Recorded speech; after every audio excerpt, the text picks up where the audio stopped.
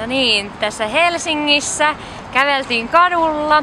Helsingissä on monennäköisiä katutaiteilijoita. Tossa on yksi pelottava.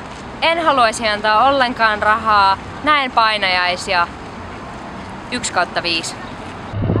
Tässä matkalla Suomenlinnan laivalla tuulee. Kulma alkaa ukkostamaan. Jännittää, en oo käynyt ennen. 5/5. Täällä Saara-Maria Karirannan taidenäyttelyssä kuolleita eläimiä, poltettuja muovituoleja, pikakahvia saan kohta. 5/5. Suomen linnassa, kävelyllä, tielle tuli tommosia lintuja. Ei uskalleta mennä läpi, koska niillä on poikasia. 2/5. Käytiin tuossa julkisessa vessassa. Hieno tämmönen arkkitehtuurinen ratkaisu, siistit, hieno sisustus, hais pissa, tunnelmavalaistus. 4/5. Ja lämmintä vettä, lämmintä vettä. Tässä kalliolla istuskellaan ihanan merimaisemaa. Ukkonen on edessä, pelkään ukkosta. Torilta ostettuja pensasmustikoita ovat erittäin hyviä.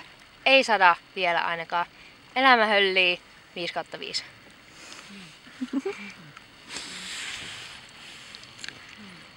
Suomen linnassa frisbeegolf tsekattu. Uusi frisbeegolf. Hyvää hiekkakenttää. Hyvä pari, joka otti koppeja ja heitti. 5/5. No oltiin menossa maailmanpyörä ja laitettiin rajaksi 10 €. Ihana puutarha, live musiikkia. Vittu maksaa sen 10 €. Ei menty. 1/5. Istun eduskuntatalon portailla ensimmäistä kertaa. Tää on tuomio. Eikö vittu? Tuomiokirkon portailla ensimmäistä kertaa. Lokit hyökkää, ei kiva aurinko paista vieläkään, ei oo kylmä.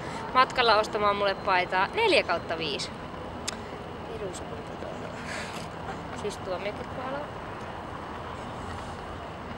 Tämmönen punainen rinkula, mihinkä törmättiin.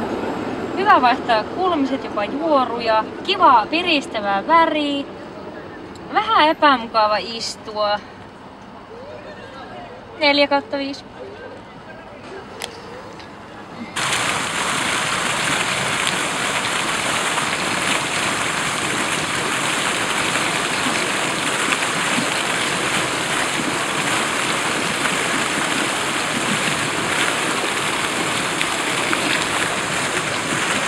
Arnoldsin kana, Caesar baakeli. Caesar maistuu, kana maistuu, salaatti on raikasta, lämmin, hyvät sörsselit, nälkä, 5/5.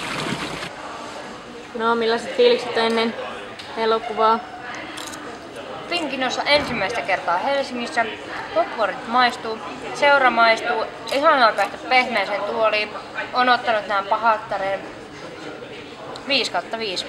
5/5. Onks hyviä? Vittu, mä sain tämmöset rillit. Ei mene päähän. Elikkäs pahatarin katsottu täällä Helsingin Pinkinossa isommassa salissa. Erittäin hyvä, ei liian pitkä. 3D. 5/5. Minne meni? Kato tässä.